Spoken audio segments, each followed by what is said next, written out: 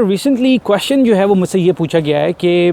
Germany में आप लोग जो हैं वो अपनी मास्टर्स की या बैचलर्स की पढ़ाई करने आएँ या आप लोग डायरेक्टली जर्मनी जो है वो जॉब सीकर्स वीज़ा पे आएँ और उस पर यहाँ पे आके जॉब ढूंढें और उसके बाद जो है वो अपनी जॉब स्टार्ट कर दें। तो यार इसका आंसर जो है वो मैं ऐसे शेयर करूँगा कि सबसे पहले तो अच्छा वो लोग जिनको ये इन्फॉर्मेशन नहीं है कि जॉब सीकर्स जो वीज़ा है वो क्या है, उनको बता दूँ कि जॉब सीकर वीज़ा जो है उसके ऊपर आप जर्मनी जो है वो अगर आपने बैचलर्स या मास्टर्स की पढ़ाई की हुई है तो आप इस वीज़ा के ऊपर 6 मंथ्स के लिए जर्मनी आ सकते हैं और यहाँ पे आके जो है वो अपनी डिज़ायर्ड जो आपका प्रोफेशन है या जो आपका रिलेटेड प्रोफेशन है आपकी पढ़ाई से, उसमें जो है वो आप एक जॉब ढूंढ सकते हैं। और फिर आपका ये जो जॉब सीकर वीज़ा ये कन्वर्ट हो जाता है वर्क वीज़ा पे या ब्लू कार्ड पे, डिपेंडिंग अपॉन कि किस किस्म की आपको जॉब मिलती है।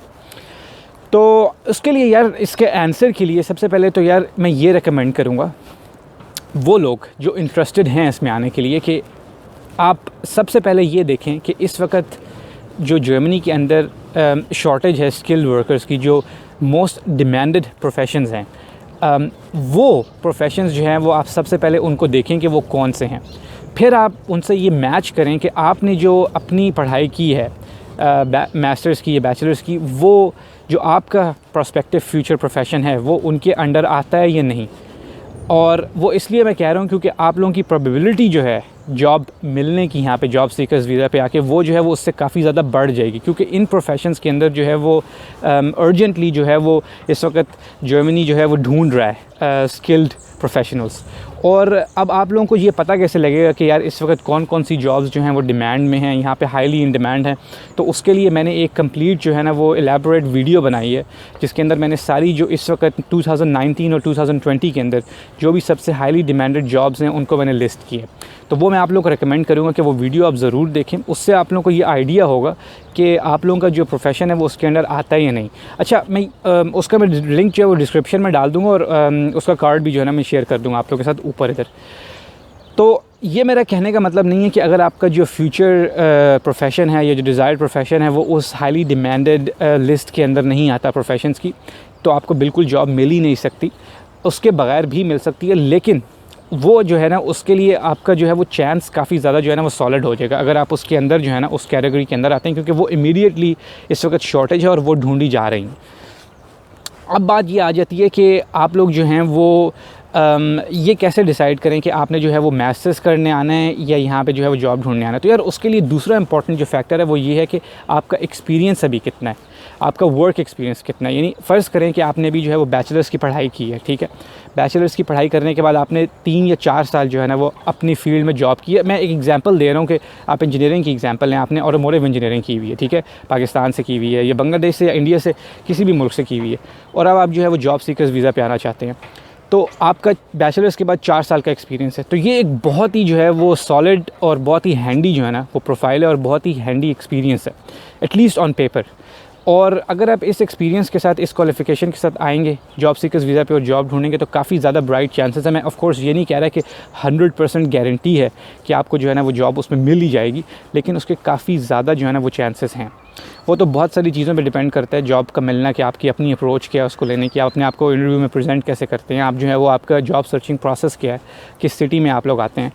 तो कहने का ये मकसद है कि अगर इस तरह की क्वालिफ़िकेशंस हैं और बैचलर्स के बाद आपका लंबा एक एक्सपीरियंस है तो बिल्कुल जो है वो उसमें कोई ऐसा प्रॉब्लम होनी नहीं चाहिए आप लोगों को कि आप यहाँ आएँ जॉब सीकर्स वीज़ा पे और आपको जॉब ना मिले। वो लोग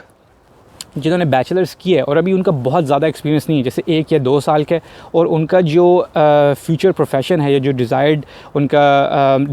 डिज़ायर्ड जो प्रोफेशन है वो जो डिमांडेड प्रोफेशंस की लिस्ट है उसके अंडर नहीं आता, तो उनके लिए जो है ये ऑफ कोर्स प्रोबेबिलिटी जो है वो उतनी हाई नहीं होगी, ठीक है। ये तो मैं बिल्कुल नहीं कह रहा कि उनको मिल ही नहीं सकती, उस तरह की भी केसेस हैं जिन्होंने फॉर एग्जांपल सॉफ्टवेयर इंजीनियरिंग की है, एक एग्जांपल दे रहा हूँ पाकिस्तान से या इंडिया से, और वो डायरेक्टली जो है वो जॉब सीकर्स वीज़ा पे आए हैं यहाँ पे और उनको जॉब मिल गई। और इवन ऐसे केसेस भी हैं जिन्होंने हार्डवेयर या सॉफ्टवेयर इंजीनियरिंग की हुई है और उनको जो है वो डायरेक्टली कंपनीज़ ने यहाँ से पाकिस्तान से या इंडिया से रिक्रूट कर लिए और वो यहाँ पे ले आए, यानी कि जॉब सीकर्स वीज़ा भी नहीं वो आए, वो डायरेक्टली जो है वो वर्क वीज़ा पे या ब्लू कार्ड पे जो है ना वो जर्मनी आए। तो इस तरह के केसेस जो है ना वो भी हैं, लेकिन उसकी प्रोबेबिलिटी जो है ना वो बहुत कम है कि अगर आपका एक्सपीरियंस भी कम होगा बैचलर्स के बाद और आप लोगों ने जो है वो आपकी जो लिस्ट ऑफ डिमांडेड प्रोफेशंस इस वक्त जो 2019-20 में है उसमें भी आप लोगों की लिस्ट जो है जो प्रोफेशन है वो नहीं होगा, तो फिर जो है वो काफ़ी ज़्यादा मुश्किल हो सकती है। और ये भी आप लोगों ने जहन में रखना है कि इसके लिए आप लोगों को बजट भी एलोकेट करना होगा, क्योंकि आप 6 मंथ्स के लिए आएंगे तो आप लोग जो है वो अपना जो है वो लिविंग एक्सपेंसेस, अपनी ट्रांसपोर्टेशन, हर चीज़ जो है अपनी वो ख़ुद आप लोग अफोर्ड करेंगे जब तक आप वो जॉब ढूंढते हैं, ठीक है। तो वो आप लोग काफ़ी बड़ी जो है वो एक इन्वेस्टमेंट कर रहे होंगे, हेल्थ इंश्योरेंस और ये सारी चीज़ें उसमें इंक्लूडेड होंगी। इसलिए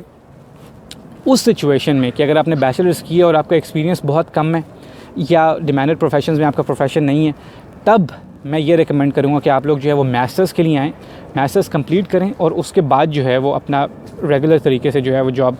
मार्केट में जो है ना वो शामिल होने की कोशिश करें। क्योंकि बहुत सारे लोग जो हैं वो यूजुअली जो है वो यही वे लेते हैं, ठीक है। और वो इसलिए भी ये वे लेते हैं क्योंकि उनके पास एक्सपीरियंस जो है ना वो कम होता है। और उसकी एक वजह ये भी है कि कई लोग जो हैं वो जब जर्मनी आते हैं तो उनका ये भी एम्बिशन होता है कि वो जर्मनी में जो यूनिवर्सिटी है वहाँ से वो स्टूडेंट लाइफ उसकी जो है वो गुजारें, यहाँ से किसी स्पेसिफिक यूनिवर्सिटी से उनकी डिज़ायर होती है कि वहाँ से वो पढ़ाई करें। तो इसलिए वो दोनों चीज़ें जो है ना वो उसमें शामिल हो जाती हैं कि वो पढ़ना भी चाहते हैं और वो साथ ही जॉब भी करना चाहते हैं, इसलिए वो दोनों ऑप्शन जो है ना वो अवेल करते हैं। तो कई लोग ऐसे होते हैं जिनका एप्टीट्यूड ऐसा होता है कि वो बिल्कुल जो है वो उनका इंटरेस्ट नहीं होता कि वो मास्टर्स ना करें, वो बैचलर्स के बाद उनका 3-4 साल का एक्सपीरियंस होता है और वो कहते हैं कि ये उनके लिए मोर देन इनफ है। और आई थिंक ये अप्रोच भी ठीक है, ये डिपेंड करता है, दोनों अप्रोचेस ठीक है। ये कोई लाजमी नहीं है कि आप लोगों ने मास्टर्स जो है वो 100% करना ही करना है तभी आप कामयाब हो सकते हैं। ये तो अपने अपने जो है ना वो पर्सनैलिटी और लर्निंग स्टाइल की बात है कि अगर आपको ये लगता है कि यार मुझे मास्टर्स की ज़रूरत नहीं है, मेरे पास एक बहुत अच्छी क्वालिफिकेशन है और 5-6 साल का एक्सपीरियंस है उसके बाद, तो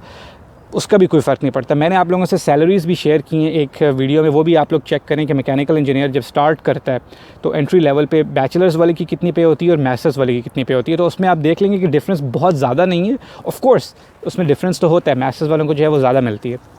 मगर आप लोगों का एक्सपीरियंस अगर ज़्यादा है तो वो आप कॉम्पनसेट कर सकते हैं उससे। तो यार इसमें ये बस कहने का मतलब है कि ये चेक कर लीजिएगा कि आप लोगों का जो अपना पर्सनैलिटी स्टाइल है वो क्या है, कि आप लोगों को जो है वो आगे पढ़ने का शौक़ है, आपने जो है वो मास्टर्स इसलिए करना है, या आप सिर्फ ये सोच के जर्मनी आ रहे हैं कि यार मैंने इवेंचुअली तो जहाँ पे जॉब करनी है और पैसे कमाने हैं, ठीक है, वो भी सही अप्रोच है। लेकिन इस हिसाब से जो है ना तब आप एवेलुएट कर सकेंगे कि आपको जॉब सीकर्स वीज़ा पे आना चाहिए या आप लोगों को जो है वो पहले पढ़ाई करने और उसके बाद उसमें आना चाहिए। क्योंकि ऑफ कोर्स अगर आप यहाँ पे पढ़ाई करेंगे और उसके बाद जॉब मार्केट में जाएंगे तो आप लोगों को आसानी थोड़ी सी ज़्यादा होगी, क्योंकि आप लोग सिस्टम के साथ फेमिलियराइज़ हो जाएंगे, आप लोग इंटर्नशिप्स करेंगे, आप लोगों को जो है वो पता लग जाएगा कि जॉब की जो है वो ट्रिक्स क्या होती हैं, हैक्स क्या होती हैं। आप ट्रेड फेयर्स में जाएंगे, जॉब फेयर्स में जाएंगे, तो वो ज़्यादा जो है ना वो आप लोगों के लिए कन्वीनियंट हो जाएगा। मगर अगर एक्सपीरियंस सॉलिड है और डिमांडेड प्रोफेशंस में आपका एक प्रोफेशन है तो आप लोग जो है वो जॉब सीकर्स पे भी ट्राई दे सकते हैं। बहुत सारी ऐसी एग्जांपल्स हैं जिन्होंने जॉब सीकर पे जो आए हैं और उन्होंने जॉब्स ढूंढी हैं इवेंचुअली, और बहुत सारी ऐसी एग्जांपल्स भी हैं जो यहाँ पे जिन्होंने पढ़ाई की है और पढ़ने के बाद उनको अनफॉर्चुनेटली जो है वो जॉब नहीं मिल सकी। तो इसलिए ये कोई ऐसा हार्ड एंड फास्ट रूल नहीं है कि अगर ये करेंगे तो ये नहीं होगा, लेकिन इसमें सिर्फ ये प्रोबेबिलिटीज़ जो है ना वो चेक कर लेना, और जो मैंने अब बताया आपको कि डिमांडेड उसमें चेक करना और आपकी एक्रीडिएटेड है या नहीं ये चेक कर लेना। तो यार ये मेरी इसमें जो है ना सजेशन होगी आपको। एक्चुअली मैंने इसको पूरा ही जो है ना वो एनालाइज़ कर दिया, इनफैक्ट कि मैं जस्ट एक लाइन में आपको वो करता, लेकिन ये ज़रूरी था एक्सप्लेन करना ताकि आप लोगों को जो है वो आइडिया हो